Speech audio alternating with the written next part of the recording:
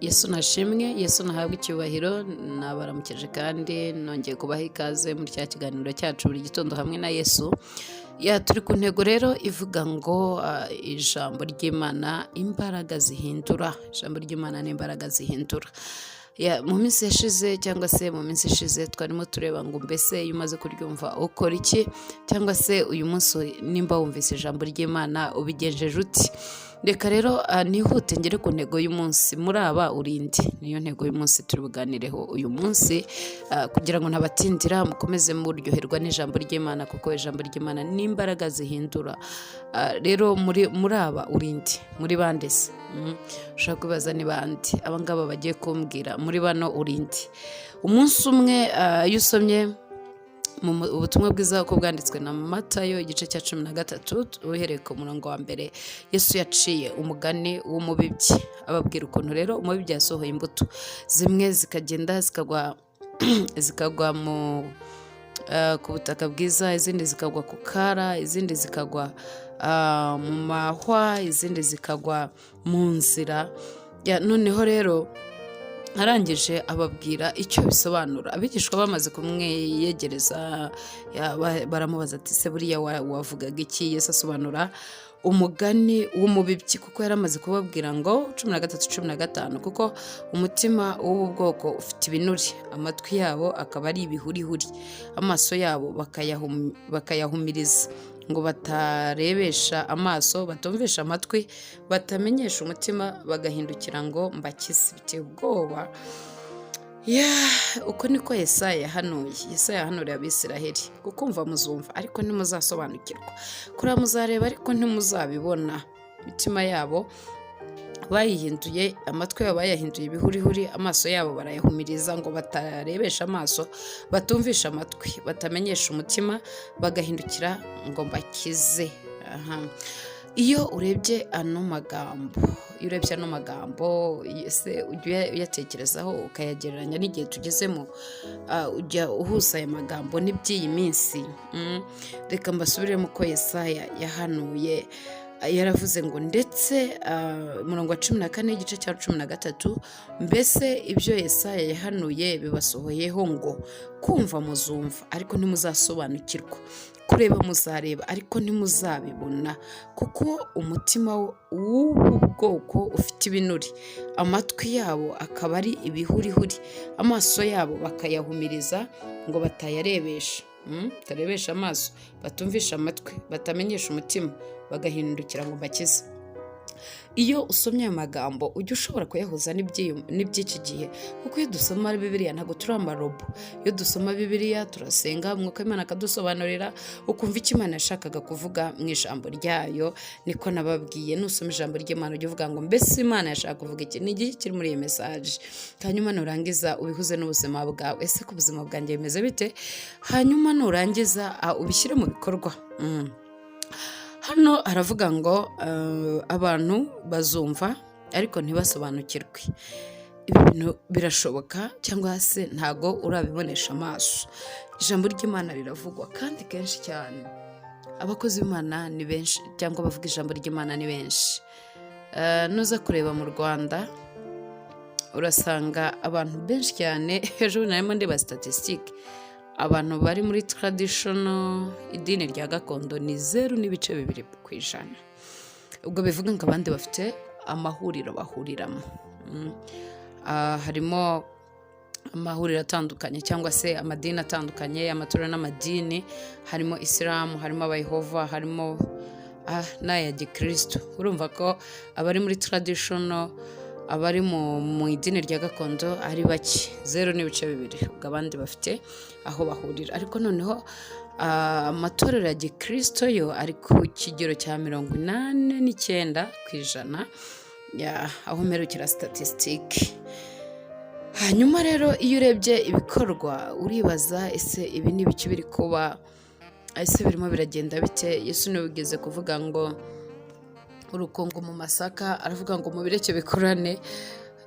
Yabaciriye umugani, aravuga ngo umubibyi yarasohoye imbuto arabiba, ariko nijoro umwanzi araza abibamo urukungu, ngabigishwe baravuga ati se tururandure cyangwa se abagaragu b'uwo muntu wabibye urukungu nako wabibye imbuto nziza, bati tururandure, aravuga ati oya, mureke urukungu rukorane n'amasaka, nyir'umurima naza azabisarura kandi azamenya kubitandukanya, amasaka azayahunika urukungu arutwike. Niko rero bimera mu buzima bwa buri munsi, mu itorero cyangwa se mu madini n'ahandi, habamo amasaka, habamo n'urukungu. Ibyo niko biba bimeze, kandi ntabwo turi abacamanza bisi. Twebwe icyo dukora ni ukubwira abantu Yesu, twabwira ukuri kw'ijambo ry'Imana. Paul niwe wavuze ngo sinigeze mbabwira ijambo ribashyeshyenga kuko ntishakiraga icyubahiro cyangwa se ntashakaga icyubahiro muri mwebwe. Ntabwo rero tubahisha ijambo ry'ukuri kugira ngo bave mu mwijima w'icuraburindi, nicyo Imana iduhamagarira. Rero iyo urebye iryo janisha ry'uko tungana, wakibajije ko u Rwanda ari paradizo, ariko se kuki rimwe na rimwe cyangwa se kenshi hagenda haboneka ibibazo bitandukanye? Ni bande ingo zasenyutse? Ese harimo izifite aho zituruka mu itorero? Ese abana barimo bangirizwa? Ese hari aho bahuriye n'abava muri ayo matorero? Ni ibibazo ushaka kwibaza nk'uko nanjye nabyibaza. Ese abantu barimo biyahura, ese hari aho bahuriye n'ayo matorero? Ibintu nk'ibyo ngibyo. Ese ihohoterwa riri gukorerwa mu miryango, hari aho ryaba rihuriye? Abana bari mu muhanda baba baturuka mu iyihe miryango? Ese abakobwa bagiye mu buraya kwicuruza baba baturuka mu iyihe miryango? Ibintu byinshi. Abarimo biba mu mabanka baba baturuka mu iyihe miryango? Abarimo bangiriza wenda umutungo wa leta baba baturuka mu iyihe miryango? Abarimo barwanira mu matorero, ese bo nyine biranesipesiyalije abo ngabo bo abashwaniyemo, n'ibindi byinshi bitandukanye. Ugasanga rero ibi ni ihame, ni ikintu gishobora kuba kiriho kandi cyaranavuzwe kera, ngo kumva bazumva. Ijambo ry'Imana riravugwa ku maradiyo ahantu henshi hatandukanye, kandi koko niko bimeze. Ijambo ry'Imana riravugwa cyane, ariko wajya kureba ugasanga harimo nyine abumva ariko ntibasobanukirwe. Ibyo nabibabwiye ko amasaka n'urukungu biba bihari, abantu bakumva ariko ntibasobanukirwe. Twatangiye n'intego ivuga ngo uri muri uri mubayi. Ese uri mu bumva ntibasobanukirwe? Uri mu bareba ariko ntibabone? Birashoboka ntibashobore kubona, kuko nimba wumva ijambo ry'Imana rikaba ritaguhindura, urumva ariko ntusobanukirwa, urareba ariko ntubona, ufite amaso ariko ntubona. Imitima yabo yuzuye ibinuri, ifite ibintu byinshi bitwikiriyeho. Umutima w'abo bantu uba ufite ibintu byinshi bitwikiriyeho. Turaza kubireba nitugera kuzabibwe mu mahwa, ngo zirakura ariko amahwa akaziniga, imibabaro y'iyi si ikaziniga. Iyo haje ibyago, iyo haje amakuba, iyo haje kurenganywa, iyo haje ibyo ngibyo biniga ijambo wumvise. Hanyuma kuko imitima yabo ifite ibinure byinshi, itwikiriwe n'ibintu byinshi, irari ry'iby'isi, ubugome, agahinda gasaze, kutumvikana, guca imanza, ibintu byinshi bya bitandukanye byabaye nk'ibinure ku mitima yabo. Amatwi yabo akaba ari ibihurihuri, amatwi yabo ntiyumva neza. Mbese iyo bavuze ati ntukibe, aravuga ati niko systeme yubatse. Avuga ati ntugasambane, akavuga ati ntago barakora neza mu gakiza. Avuga ati ntimukanywe inzoga zirimo ubukubaganye. Avuga ati bariya baba bataragera ku kigero gikwiriye, baba bakiri abana mu gakiza. Ugasanga nyine nibwo buzima, kubera ko amatwi ye afite ibihurihuri, aba ari ibihurihuri nyine, ntabwo arimo yumva neza. Amaso yabo bakayahumiriza. Hari ukuntu umuntu yumva ukuri ariko agahumiriza, akavuga ati nabyumvise, bambujije gukora ibi, nabyumvise. Ijambo ry'Imana ryambwiye ngo ntukibe, ariko nabyumvise. Ntukabeshyere mugenzi wawe, kandi ndashaka poromosiyo, uriya muntu agomba kumva imbere. Nabyumvise ariko reka mpumirize amaso sinyarebeshe ibyo ngiye gukora. Batumvisha amatwi, mbese batamenyesha umutima, ntibumvisha amatwi, ntibashaka kumenyesha umutima, bagahindukira kandi bakabwira Imana ngo Imana ibagirire neza, Imana ibakize. Ibyo rero twari tubihereye kuki? Ni ijambo yavuze amaze guca umugani. Nuko rero abigishwa be bamaze kumwegera amuga ati tubwire, mbese wari urimo uvuga ibiki ko tutasobanukiwe? Ahita ababwira rero iby'uwo mugani uko wari usobanutse, yuko hari imbuto zagiye zibibwa uburyo butandukanye. Hanyuma turagomba kugira gute? Turagomba kumenya neza yuko ijambo ry'Imana ari ukuri. Ijambo ry'Imana ni ukuri kandi gusobanutse.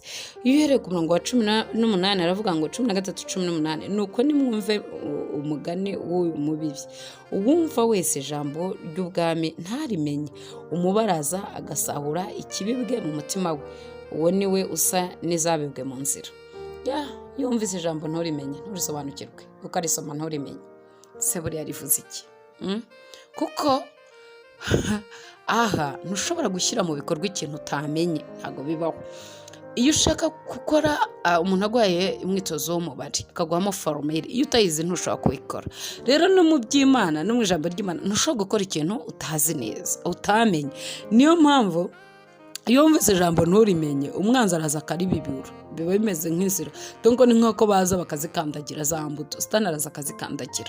Bakubwiye ntukakore ibi, bakubwiye wirinde, bakubwiye hari amagambo ako garantisa, hari insurance cyangwa se ubwishingizi wabonye mu ijambo, yakubwiye ngo ndi kumwe nawe, nzakurinda, nzabana nawe. Ariko iyo utabisobanukiwe mu mutima, Satani araza akabikuramo, wagera mu bibazo n'ibyago ukumva uriyebye, ukumva nta mana ufite.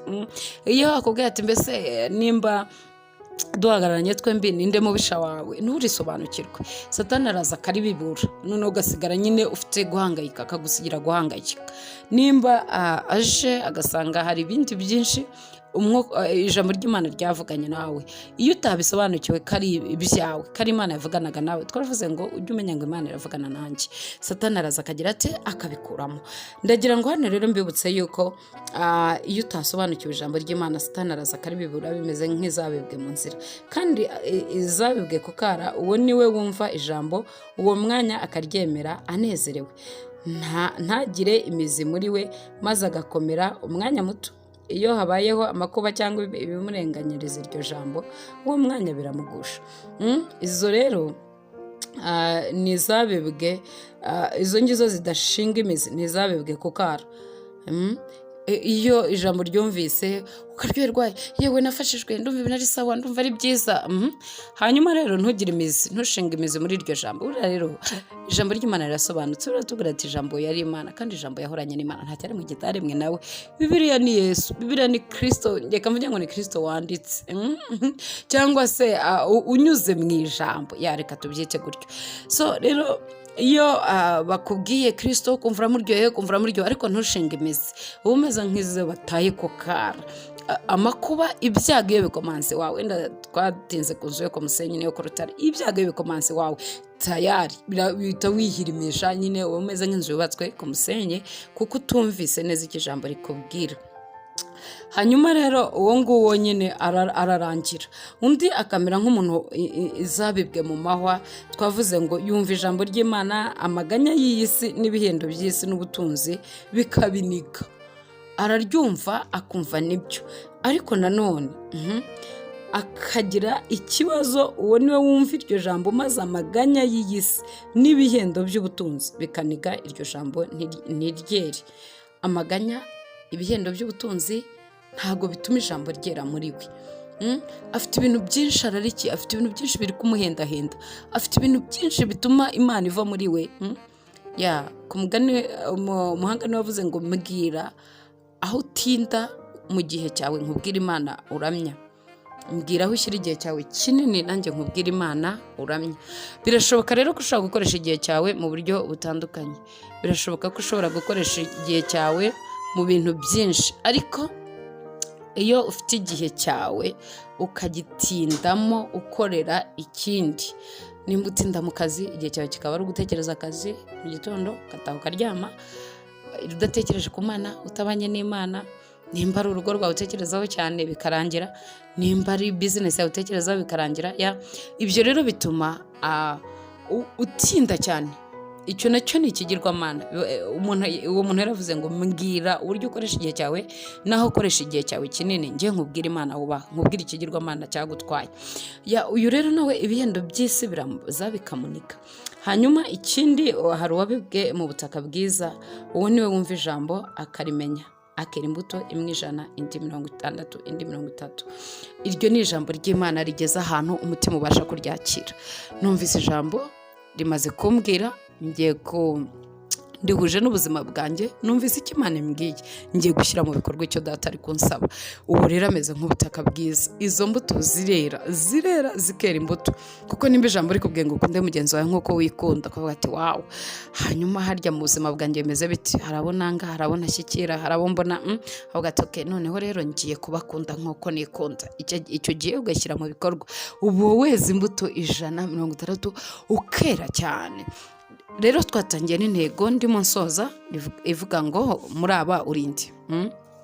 Muri aba urinde, uruwabibwe mu nzira, uruwabibwe ku kara, uruwabibwe mu mahwa, uruwabibwe mu butaka bwiza. Ubundi imbuto zawe ubona zigwa ku kara, zigwa mu nzira, zigwa mu mahwa se, cyangwa zigwa mu butaka bwiza. Ni wowe ukisuzuma ukavuga ngo njyewe ndi muri uyu, ndi mu mugabane w'uyu, ndi mu buzukuruza bazifata zigwa ku kara, cyangwa se zigwa mu butaka bwiza, cyangwa se zigwa mu mahwa, cyangwa se zigwa mu nzira. Uraza guhitamo uwo wumvuriwe. Yesu naguha umugisha, dukomeze tugendane tubane buri gitondo, kandi ndabizi ko Umwami Imana azatwishimira. Shalom.